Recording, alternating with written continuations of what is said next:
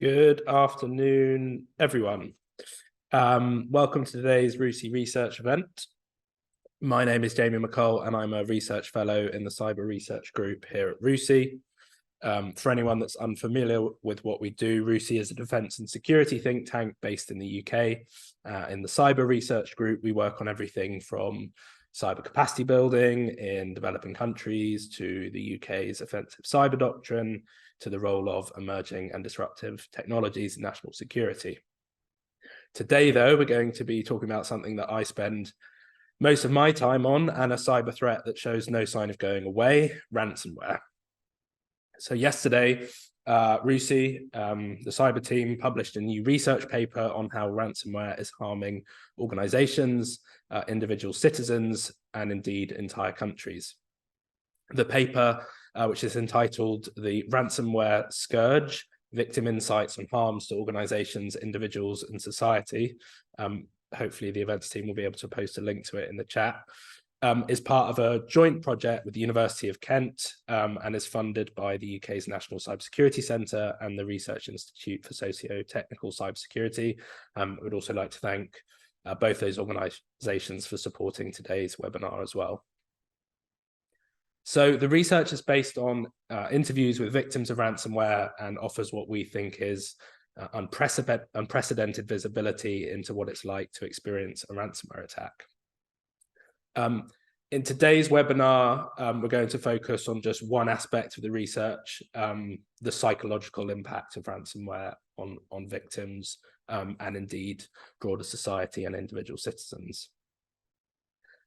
Although the paper looks at a number of different types of harm caused by ransomware, we think that the psychological component is particularly interesting, and also just not well known, partly because of the nature of sort of how secret cyber incidents are for most organizations.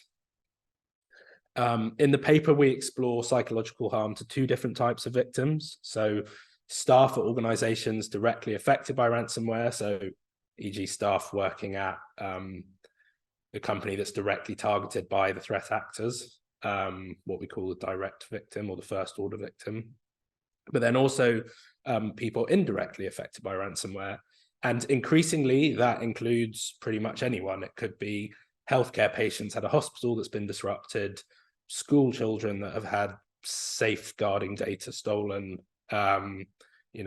small business owners that use the Royal Mail, as happened in January of last year, to essentially, run their businesses. And I encourage everyone to read the report. It is 70 pages, so apologies. And then Pia and I, who's on the panel today, and our colleague Gareth Mott, have also published a short opinion piece in Computer Weekly that came out yesterday. So to discuss the research and their own experiences of interacting with victims of ransomware, I'm joined by four fantastic panelists. First up, we have Dr. Pia Hoosh, who is a research analyst in cybersecurity at RUSI, and was one of the co-authors of the new report. We are also joined by Edward Lewis, who is a partner at Whiteman's and leads their specialist cyber risk advisory, crisis and litigation practice, CyXL. Edward has significant experience of helping organizations respond to ransomware and other forms of malicious cyber activity, and is also currently spearheading efforts in the UK to solve some of the challenges posed by systemic cyber risk. Next up, we have Dr. Maria Bada. Maria is a lecturer in psychology at Queen Mary University London. Her work focuses on the human aspects of cybersecurity and cybercrime. Maria has published widely on the psychology of cybercrime, including how it impacts victims. We are very lucky to have her with us today to hopefully help us ensure that the discussion does not stray into pop psychology. Finally, we have Jay Pereira, who leads the EMEA cyber practice and cyber incident response team at Control Risks. Jay has supported hundreds of clients through cyber incidents across the globe and is a highly experienced crisis manager. So for the next 40 minutes, we're going to have a discussion among the panel, and then I will come to questions from the audience. So if you have a question, please pop it into the Q&A function on Zoom. If you want to direct it at a particular panelist or even at me, then please specify, and I'll try and get to as many questions as possible. So Pia, if I could start with you, maybe to talk about the research a bit. So it's maybe it's always been this way, but it seems that it's become increasingly difficult to get victims of ransomware, particularly sort of larger corporations, to publicly admit to what's happened. You often see press releases sort of couched in quite vague language, and there are often good reasons for that as well. But from your perspective, what was it like to actually try and recruit and interview some of the participants for this research? And when you did, were they forthcoming about their experiences? Thank you so much. Yeah, I think it was actually quite hard to recruit victims and interview partners for this research. That's just because, as you say, organizations don't like to admit when they have been a victim of a ransomware, and neither do individuals. If I'm a staff member at an organization, my organization has already denied that there's been anything like this. You'll not really want to be the person who then talks about it, even if it's not a public interview, but you still might feel that you're not allowed to talk about it. Perhaps someone has even given you explicit advice, your lawyer, your PR advisor, to stay quiet, don't tell anyone, don't share your experience, or you're scared of any reporting coming out in the media, any leaks or anything like that. I think part of that fear really comes from victims feeling blamed and shamed in the public if they've gone through this experience, and that all these factors combined just made it quite hard to recruit individuals to participate in this research. It was a bit easier amongst incident responders, lawyers, and so on, people who are part of this ecosystems, but actual victims are quite reluctant to talk about their experience because they very much feel that shame. Yeah, so I mean, this is a research experience from a research group that has been working on ransomware for years. So I think after all, it's still quite challenging to talk to victims. And did you find that was there any sort of sense of catharsis about speaking about it? For many of the victims, it was the first time that they ever talked about particularly psychological impact and what it was like to go through that experience. So I would very much say so. Because of that advice that might have been given by lawyers or PR advisors or so on, they often feel a sense of isolation going through the experience. So this kind of interview where we then ask, what was it like? What was the psychological harm that you experienced? What was it like to recover from that incident? Yeah, it's, as I said, often the first time for victims talking about it, and the first time that there was a sort of awareness and recognition that this was part of the experience going through a ransomware attack. And because Pia clearly has it in for lawyers, despite training as one, Ed, I'll come to you first. When you're brought in to work on an incident, how do staff initially react when they realize they're being attacked? What's the sort of emotional response? Thanks, Jimmy. I wouldn't mind just coming back on that point that Pia made, if you allow me to, in a moment or two, but I'll deal with the question first. I mean, the range of the emotions is wide and varied, and it's different depending on the level or the grade of responsibility that people have within the organization that's fallen victim. Oftentimes, if you think about it almost in the sort of the cycle of grieving, there is initial confusion and denial that then turns to panic and fear, then anger, and then after anger, a resolve to actually get on and deal with what's in front of them. And by that time also, facts have become much clearer. They have a better understanding of what's going on. But to suggest, as some people do, that cycle of grieving or that the impacts emotionally are most acute at a senior level, I think in my experience would be a significantly incorrect statement.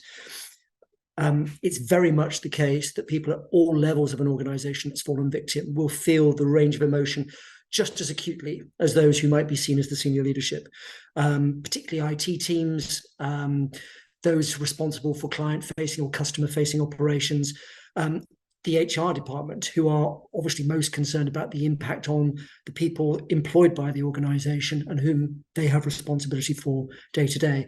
So I'll use the term ecosystem because I think it'll come up a lot today. But if you think about the ecosystem of the organization impacted, then those emotions run fast and they cut deep at all levels. And if I may come back on the point Pia made about lawyers, I think it is true that there is an awful lot of misdirection and propagation of myths about what should or shouldn't be said in the event of a ransomware attack. But one of the best outcomes we had, and I can talk about this openly because it's public record, was when we worked with the largest multi-academy trust in the country, the Harris Federation, when they suffered a ransomware attack. And rather than diving for the shadows, we embraced the fact that Harris were a victim, and we invited Radio 4 in to make a Today program about the experience so that we could get the message out to help educate others, not only about how to deal with an incident, but actually how to mitigate against the risk of falling victim in the first place. So I am very much an advocate for that publicity, that wider educational message, and from transforming the victim from sort of almost criminal status into true victim status, and for there to be a need to help the victims of ransomware, of which there are many and varied victims in today's age. Yeah, I thought it was very admirable how open the Harris Federation CEO was about their experiences, and just from sort of open source perspective, we found that very useful. And as a reflection, I mean, generally, I think we found it much easier to speak to public sector victims, partly because the sort of reputational harm is a bit different. They don't have clients or customers that have a lot of the time have the option of using, you know, a different provider or service. And I think maybe generally people are a bit more forgiving of things that go wrong in the public sector than they are with private businesses as well. Jay, if I could come to you for your reflections on the incidents that you've worked on, is there anything that stands out in terms of the sort of the psychological impact being particularly extreme, and obviously anonymize it? Absolutely, thanks Jamie, and yeah, good to be on the webinar. I think Edward's probably got us off to a very good start in terms of talking about how these issues are manifesting, and when you walk into that room or when you join that first video conference, how things go, and you sort of talk through, I think, those emotions. I mean, one of the most impactful things, in my opinion, and we talk about it when we're training executive teams as well, is the lack of control that organizations feel, and the lack of orientation around the subject matter, full stop. And I think it's really interesting that we've already raised this sort of discrepancy between stress at the technical level, but also at the executive level, because often that sort of disconnect is where you start to see that lack of orientation and distress. What I often think about is when, say, Edward or myself are engaged on a client engagement and we're supporting a client, it's our role to bring that structure to the conversation, and that's what we do. But of course, for those victims that don't necessarily have that structure, perhaps haven't trained, don't have the benefit of external advisors, for instance, it can be really quite concerning. And when we've joined cases afterwards, you know, the first thing that they're so grateful for is just to have a plan of structure. You know, how do we even talk about this? What is the order of priority? And how do we stop talking about just the technical problem, which to some extent you may argue in many cases the horse is already bolted? And how do we start talking about the impacts and actually mitigating the impacts and moving the business in the right direction? So I think a lot of it sort of boils down to that lack of control in the opening stages and the feeling of disorientation around the subject matter. But in addition to that, I think when we look at organizations that tend to tend to react more efficiently at the beginning of a crisis, let's put it that way, they tend to have a bit more structure around the way that they go about the conversation, whether they've got a plan or something else in place that just helps guide them through the process. But often some of those plans, they can sort of be really detailed, they can be super technical, and all the questions go to one end of the table where you've got your technical expert.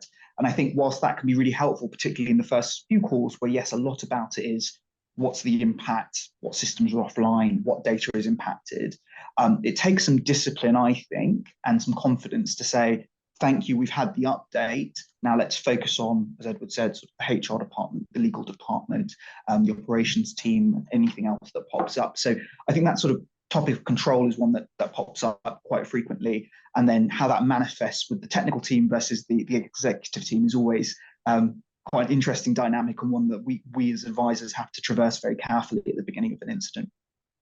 And both you and Edward have sort of alluded to the fact that the experience is different for different parts of an organization, and from a sort of thinking about the psychological impact, is that, in your experience, is that greater on particular teams? I think our sense was in our research is that maybe it was often the IT teams that kind of bore the brunt of it. I mean, like physically as much as psychologically, because of extended hours and incident management and recovery that could run on for months, if not years.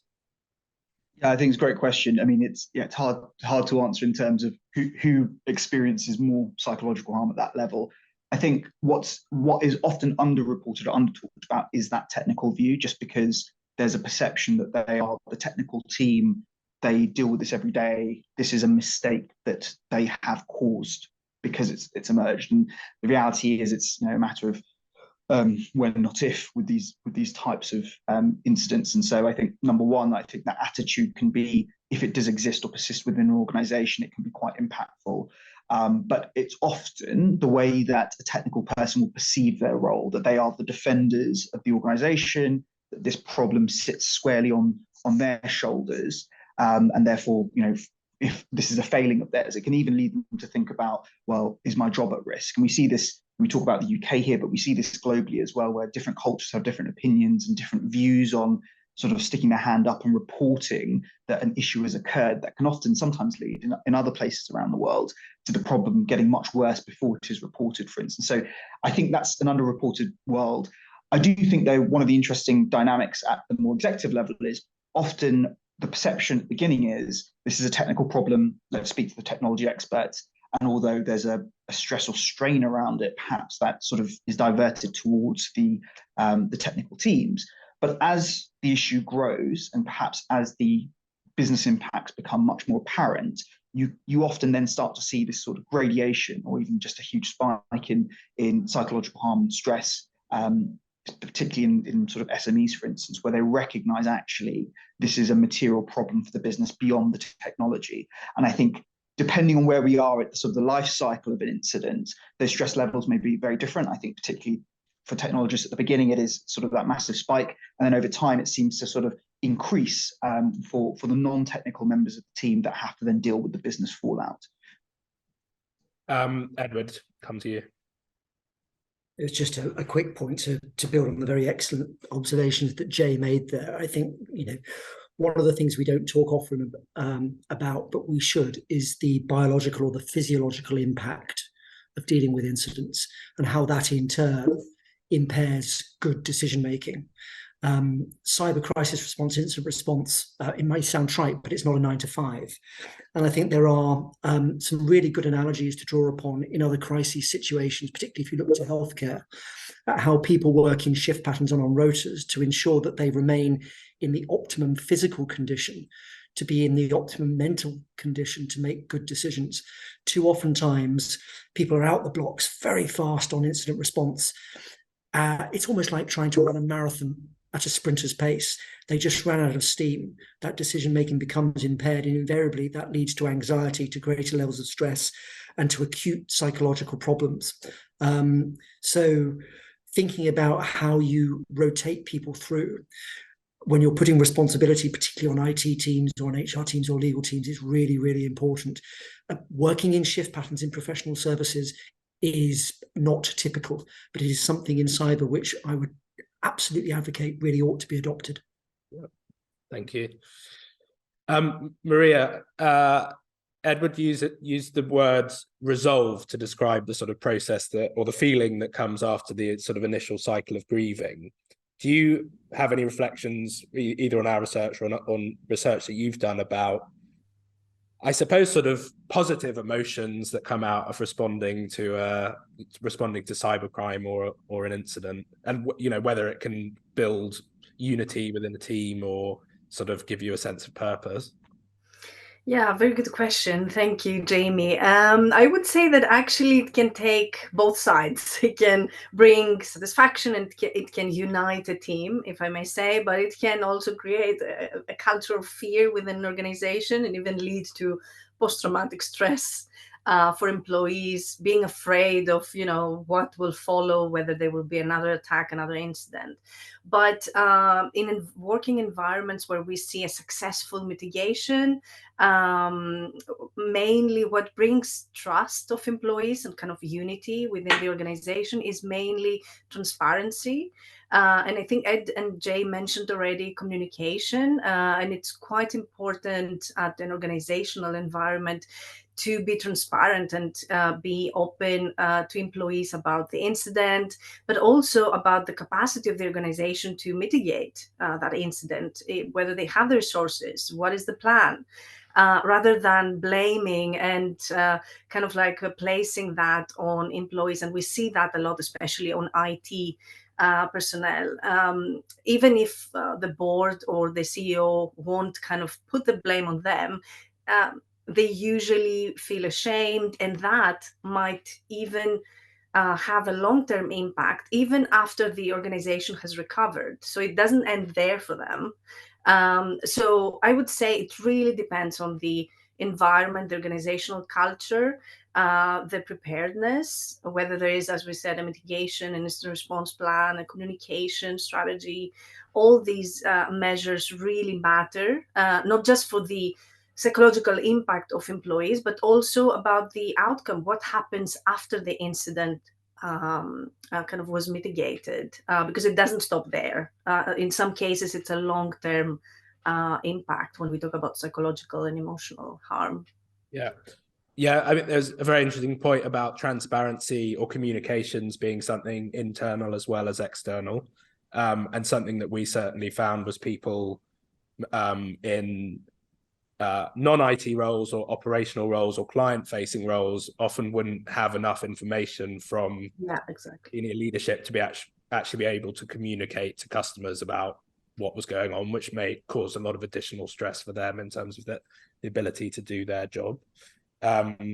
We've used the words sort of shame and fear quite a lot already. Maria, what do you see as the primary external drivers of that? So in terms of how maybe we as a society view victims of ransomware, and whether we even view them as victims, often the sort of language you see used about them sort of frames them as perpetrators in terms of negligence as much as victims. Yeah, we do use a lot of the word of blame or self-embarrassment and so on, especially when it comes to an employee that caused the event, if they do know that they caused it. But especially for employees that actually mitigate the incident, this is where I think kind of the feeling ashamed and kind of embarrassed comes in, because as Ed was saying, this is a kind of a long-term process of mitigating an incident. So it might take weeks, months. There's sleep deprivation. All of that can actually lead to psychological impact or physical symptoms. But I think overall, when it comes to fear, especially, and the culture of fear, again, the environment plays a significant role. If we think about a board or a CEO that is overreacting to an incident, and also we consider that for a specific organization, there is a toxic environment, that immediately creates a culture of fear for employees, as I said, of what will follow if an incident occurs after that incident has been mitigated, or if they receive suspicious emails. So there's a constant kind of sense of fear. And that, as I was saying earlier, it can have serious emotional and psychological impact. It can even lead to PTSD. So we've seen, and I've seen in my research, that victims actually have different reactions, from panic to self-blame to embarrassment, but even to being self-violated. So, for example, especially when we talk about data being exfiltrated and a data breach, that self-violation is quite significant. So we see a wide range of harms, but definitely that initial sense of panic and fear is, I would say, very common in most cases. Yeah. I would also like to add that I think who we perceive as a victim changes depending on the national context.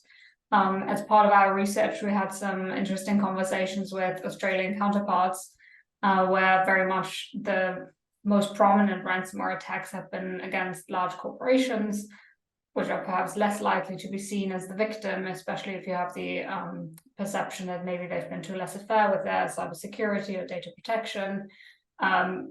That being said, their staff still very much might feel like victims and experience that kind of negative harm and psychological impact. Whereas in the UK, we've seen a lot of prominent cases against institutions like schools, universities, but also, other sort of public entities like local councils. So I think we're a bit more likely to be empathetic with those institutions, perhaps if they're publicly funded and are already under stress, for example, because it comes at a time where we're just still recovering from COVID and budget constraints and so on and so forth. So I think the broader national context is also very much important. Edward, how do you think the sort of current regulatory regime adds to the sense of fear and shame for victims? I knew you were going to ask me that, Jamie. I don't think it's helping the situation, if I could put it that way. Efforts have been made to improve the perception of, there's a range of regulators, but when it comes to cyber, more often than not, it's the ICO that people are coming into contact with, because most cyber attacks also involve a data breach. And there is, again, the degree to which lawyers and other professional advisors are to blame for perpetuating a myth that if you report to the ICO's only agenda is to find fault, find out why something went wrong, and then to sanction or to reprimand, as the case may be. So the ICO has done an incredible amount of work to reposition that perception. They are about education and support and assistance. But invariably, and particularly in a commercial as opposed to a public sector context, there is still a fear with the level of fines, financial reprimands that the ICO can issue, that by being too open, too fulsome with the regulator will lead to adverse consequences. And so there is more work to be done on trust and confidence and the value of engagement with regulators. Absolutely, no doubt about that. And in turn, that bleeds into engagement with law enforcement and with the NCSC, because there is a perception if you engage with others, they will then talk to others within their networks, within the regulatory ecosystem, and therefore something may find its way back to the ICO that could lead to that sanction or that reprimand. So there is definitely a need to improve public awareness and understanding of how all of the representative bodies at both a governmental and a regulatory level, what purpose it is they serve and how they interact with one another, and to dispel a lot of these urban myths and these misconceived views, unfortunately perpetuated by professional advisors a lot of the time, as I say. Yeah, and certainly one thing we found was that not just that the initial process of notifying regulator was stressful, but also how long it could actually take for them to make a decision. So often taking several years, and sort of multiple people referred to this idea of there kind of being a sword of Damocles hanging over them, waiting on that decision from the regulator. I mean, that's absolutely right. So if we get into the process rather than just the function of the regulator, undoubtedly the ICO could do a lot more to make it a more user-friendly process. So when you made a notification, often through an online portal, so effectively to a faceless entity, what then lands in response is quite a stern letter. It has boilerplate clauses, but it sets out exactly what the ICO is there to do, but also what powers it has, and invariably it talks about sanction and reprimand. And the exchanges that then go back and forth oftentimes don't actually become person-to-person exchanges. One of the things we often try and encourage ICO case officers to do is to get the dialogue away from email into very short updates via Zoom or Teams, so that one-to-one, that connection, that human factor comes into the equation. When that happens, it helps enormously. And I think the ICO gets better engagement and outcomes from those whom it's investigating when they do that. It's just an unfortunate thing that they don't do that as a matter of course. Thank you. And Jay, if I could come back to you. So for most of the discussion so far, we've centered on the sort of the victim perspective, but what are things that threat actors are doing to kind of increase pressure or increase sort of psychological impact on victims? Because obviously creating a sense of fear is, it's essential to the kind of extortion of the business model. Yeah, absolutely. I think it relates directly to that last point that was being made around sort of how victims are being perceived and whether they're victims at all. Because I think we probably all agree that if you look at the communications, particularly the standard notes that they leave, the ransom notes they leave on networks, or they send to you in an email, a lot of the time they're trying to remove that from victims and to say that they are sort of completely culpable, responsible, and that they use that as leverage to say that you're in the wrong, you've misconfigured your XYZ, and that's why this is happening. And they often go to great lengths to explain the sheer size of the issue for customers, clients, commerce, full stop, within a private organization, for instance. So I think the first thing there is just sort of this attempt to remove the victimhood from the victim and to put them into the spotlight, and from there try to use further leverage to elicit some form of payment. And that's what this is all about. That's the modus operandi of these organizations. And often what they do there is obviously connect with try to connect with the mindset of the victim to say, if you don't act in a certain way, don't make a payment, don't contact us, we're going to up the ante by further making you look bad in the eyes of the World Wide Web and the public, full stop. So you, at a basic level, you hear about them posting about any data that they've stolen, for instance, or the fact that there's been an incident on one of their leak sites. But increasingly, we've also started to see more, say, creative forms of applying that leverage. So where they're looking to say, we've seen your insurance provision, for instance, by looking at your insurance policies, and we know this is the amount that you can use, and this is what we're going to demand.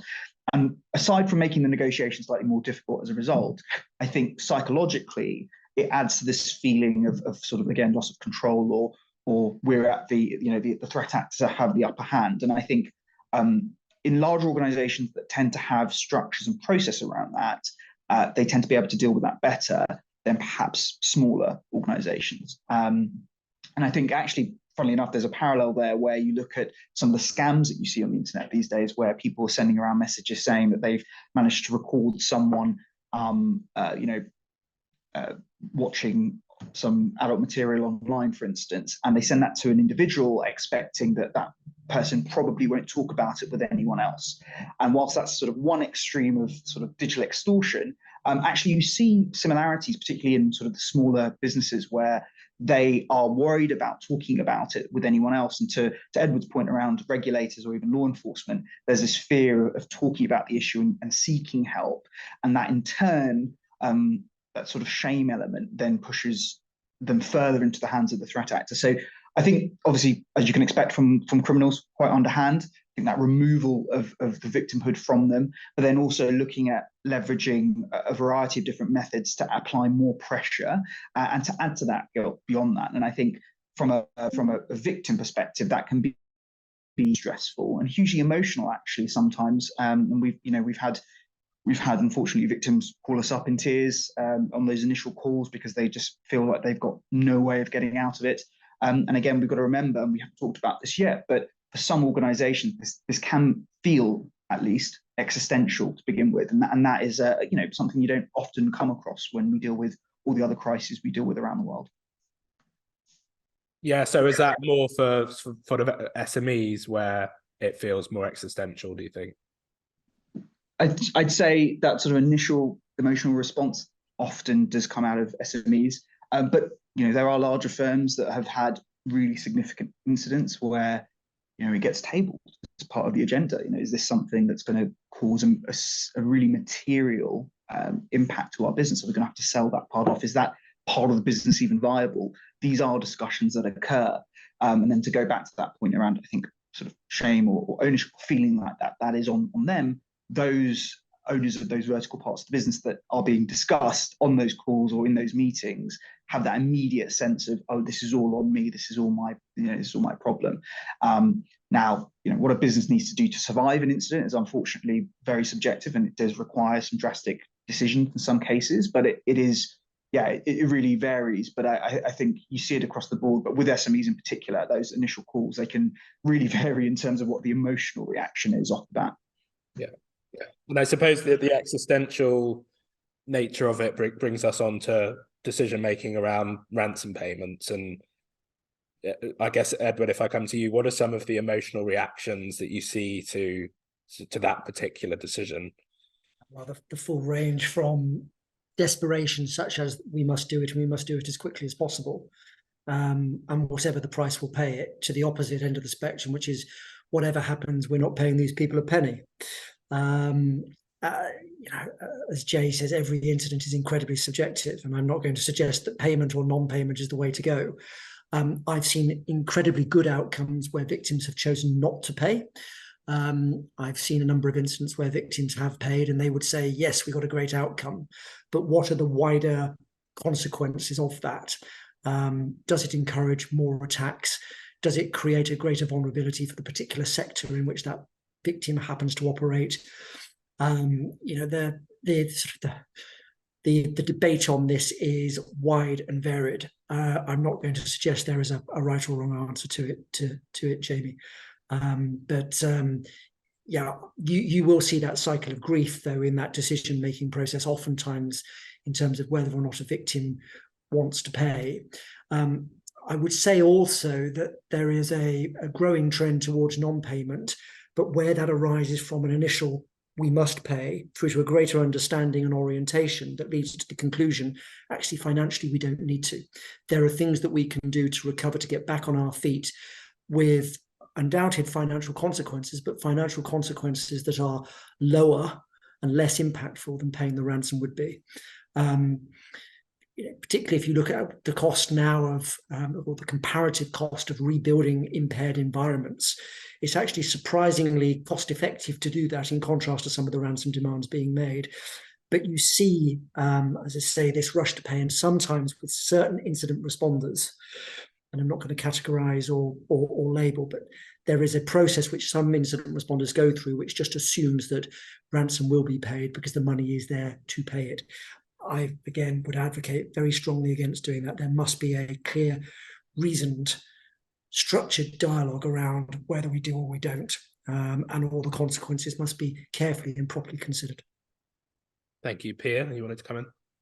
Yeah, I would say that for victims, it's often not just a business decision whether or not to pay the ransom, but that they often go through a lot of additional emotional stress just thinking about that decision. It's burdensome for them to think that they might be supporting a criminal enterprise, they might be supporting criminal activities that are then directed against more victims.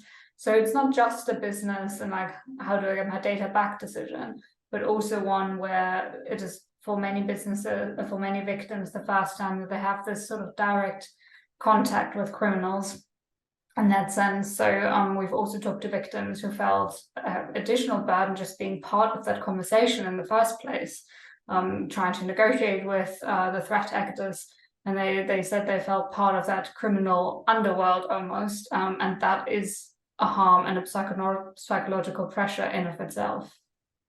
Yeah, and I suppose there is the very real risk of actually becoming a criminal or breaking the law if you end up paying a sanctioned entity as well. Jay, you've had your hand up. Yes, sorry, just very quickly, I want to add just one of the things we see as a reaction, particularly to the extortive element, and by the way, I completely agree with everything Edward said around needing to, make sure the decision around payment is appropriate. But even before we get there, one of the initial reactions is quite a lot of anger, actually, that they're being faced with this particular issue and that they've been selected. And sometimes, the language in those initial messages from the threat actor, it is purposefully emotive. It's trying to get a rise out of an organization. But we've worked on cases where the result of that is bad decision making because the anger is driving the decision. So we've had organizations who say to us, well, we've got the message, but we've started to hack back, for instance. Yeah, big red flag. You don't want to do that. You don't want to literally become as bad as the group who've targeted you, and you don't know what you're asking for. But also sometimes it means that they preemptively start communications. And, I think it's underestimated the impact it has, even just opening that chat box to start a conversation with these threat actors, because you're putting your head above the parapet and you're saying, I'm listening. And that in and of itself, if you're thinking about the hundreds of attacks that are happening, can mean that then you're bringing unnecessary, unwarranted attention to yourself, particularly if you find out in a day's time that you can recover from backups and actually you don't need to engage with the extortionist. So I think anger is something that's often underestimated at the beginning, but it does play a big role in some organizations' decision-making. But again, that's why trying to find a way of being level-headed and structuring response can often mitigate any kind of those more emotional responses. And I suppose anger is a very natural reaction to being, compromised and extorted by organized sort of cyber criminal groups. Maria, you had your hand up. Yes, very briefly. I just wanted to mention around smaller businesses, how the fact that they don't perceive themselves as a significant target, they don't expect to become a victim of ransom because they don't have the resources that a large organization might have. That immediately puts them in a very, very difficult situation. They're not prepared. They're in shock, anger, everything that we mentioned already. And because of, usually we've seen SMEs being targeted and the amount of ransom is not significant. So SMEs tend to actually pay ransom, considering that if they don't, they might lose their business. They don't know where to seek help and support. So all these factors really play a significant role in their decision making. And we see that for SMEs, it's a kind of different situation. They tend to pay ransom. Thank you. And just before we move on to the Q&A, I'm going to ask a final couple of questions. So far, we've focused on direct victims of ransomware, so the organizations and their staff. If we sort of shift our gaze downstream, and particularly in light of the growing trend of supply chain attacks, which have stolen vast amounts of personal data or various types of data from companies and their customers. Edward, what do you see as the threat from double extortion or data exfiltration to members of the public? Because I think one of the things we really wrestled with on the research is, people sort of say as a given that there is harm coming from stolen data, but actually it's very difficult. And we spoke to lots of threat intelligence professionals, incident response professionals. It's very hard to actually find examples of that data being exploited for sort of follow-on malicious activity. Yeah, in my experience, that is absolutely the position. So in theory, there is an awful lot of harm that can be done with stolen data. In practice, threat actors do not appear to be going down the route of trying to exploit the data to cause that additional harm, because the rewards are far more limited, more modest, and the resource expenditure to actually try and exploit those vast quantities of exfiltrated data are just too great. The ransomware model itself has low barriers to entry, significant reward, and so that is the focus. That said, as greater resolve comes into the equation over the decision about whether or not to pay, and monetizing ransomware becomes harder, there are one or two examples starting to come through of not just double but triple extortion. I think there was an example, possibly a school in Michigan in the States. Others on the panel may have more insight to this than me, but where data from the school was stolen, and then the threat actor, first of all, tried to extort parents of the children with a scam email suggesting there was a discount that they might be able to achieve on school fees. And then they extorted the school thereafter. But that is a rare bird, an exception. So I would say at the present time, the concept of harm, the fear of harm itself being caused as a result of exploitation of exfiltrated data is much more great than the practice of that harm in fact occurring. So is there anything that we should be doing, I guess we as a community or society, to try and allay some of those fears? Yeah, invariably publicizing or getting education out about sort of the sort of very limited experience of that theoretical harm actually manifesting in practice might be useful. I think the courts have also looked at the issue in quite a novel way, certainly here in the UK. I mean, I'm not suggesting for a moment that claims for compensation where a third-party data subject's information has been exfiltrated won't result in payment. But in certain data breach cases here in the UK, what we've seen the courts saying is, look, you've got to toughen up a bit. You know, no person of ordinary fortitude would actually claim to have suffered distress in the circumstances in which your data has been breached. But it very much depends on the nature or the quality of that data and whether, in fact, somebody has a genuine right or a genuine case for saying, I feel distressed because of my data is now out of my control in the hands of a criminal organization or a nefarious actor.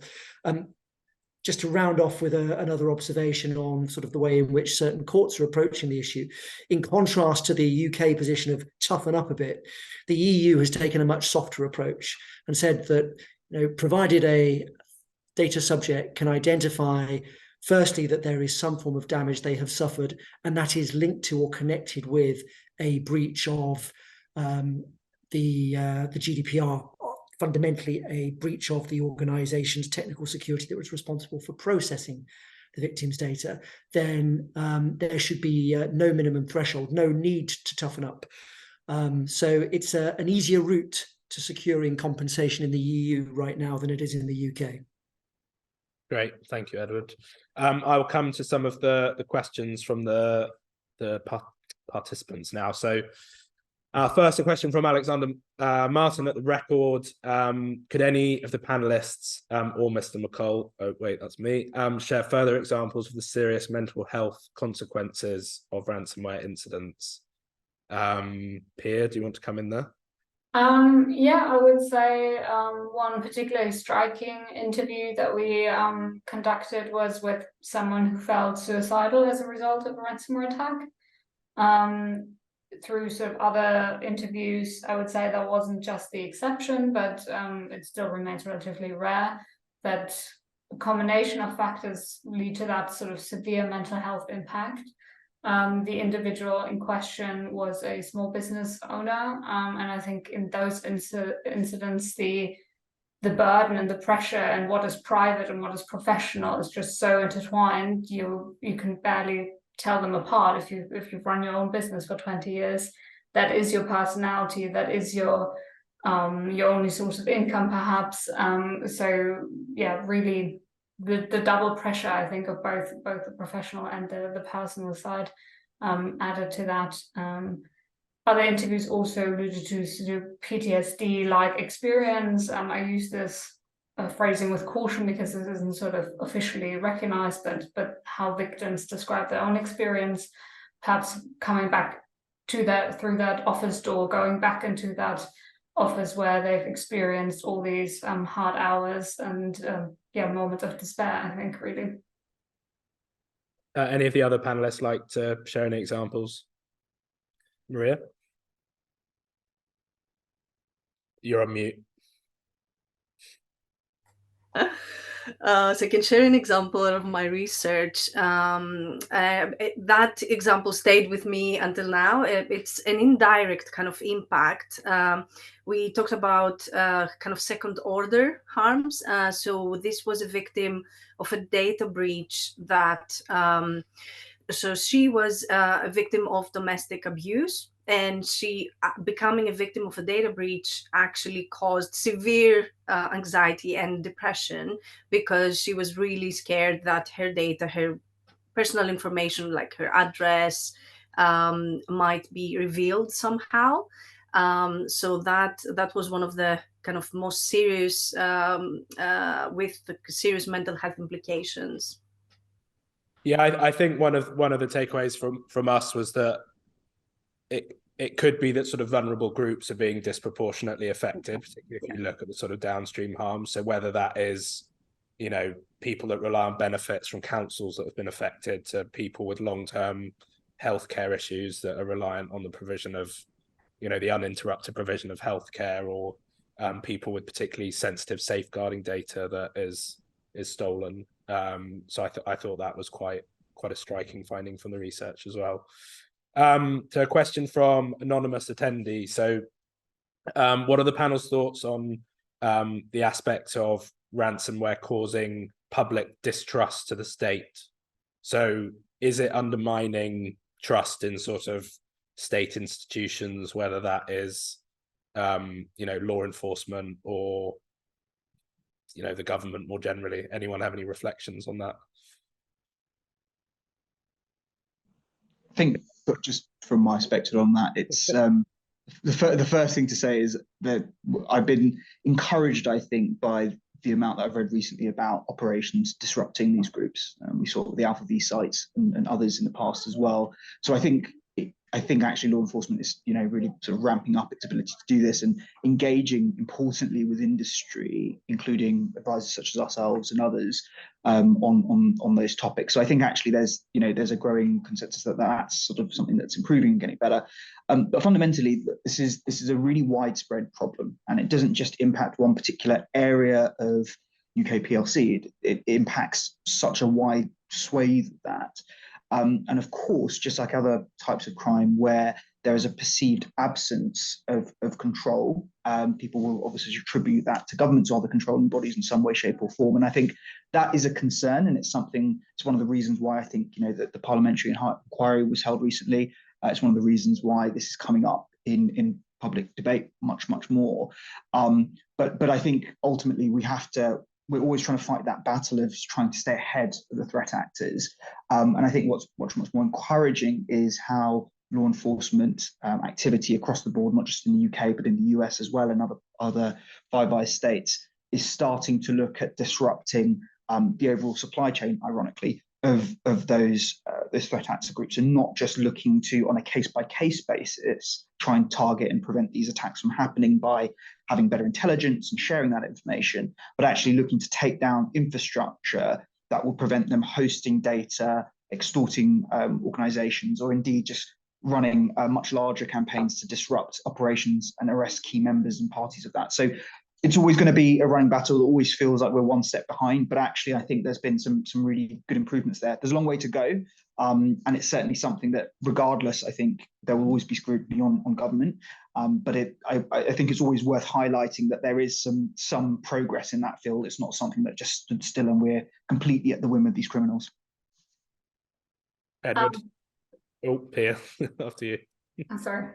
Perhaps just to add that I did feel that many victims were relatively unhappy with the position of law enforcement in this, because often the perception is that they can't get any help, or they don't, sort of law enforcement isn't capable of sufficiently helping. I would say part of that problem is also a communication one, a more of a positive feedback loop to victims would help.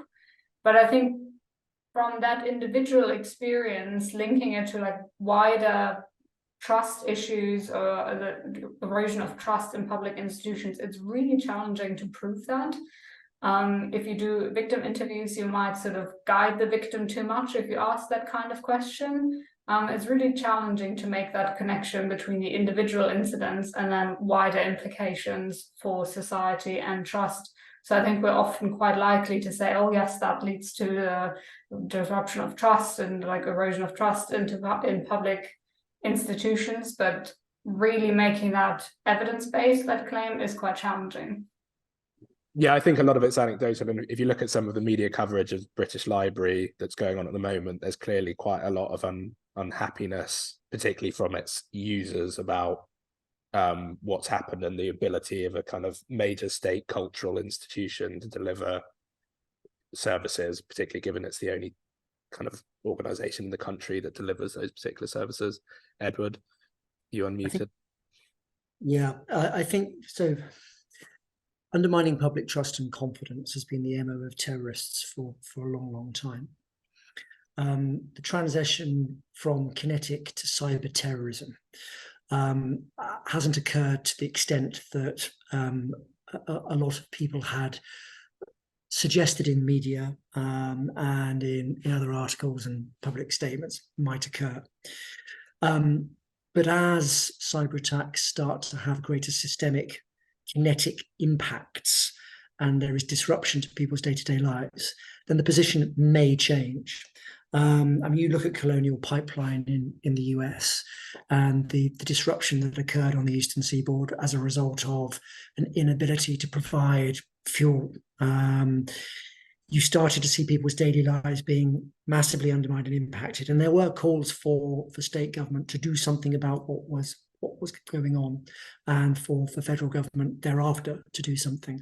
But I think we are a long way at the moment from any real evidence of a diminishment of public trust and confidence in the government or the state's ability to deal with cyber threat generally, aside from ransomware.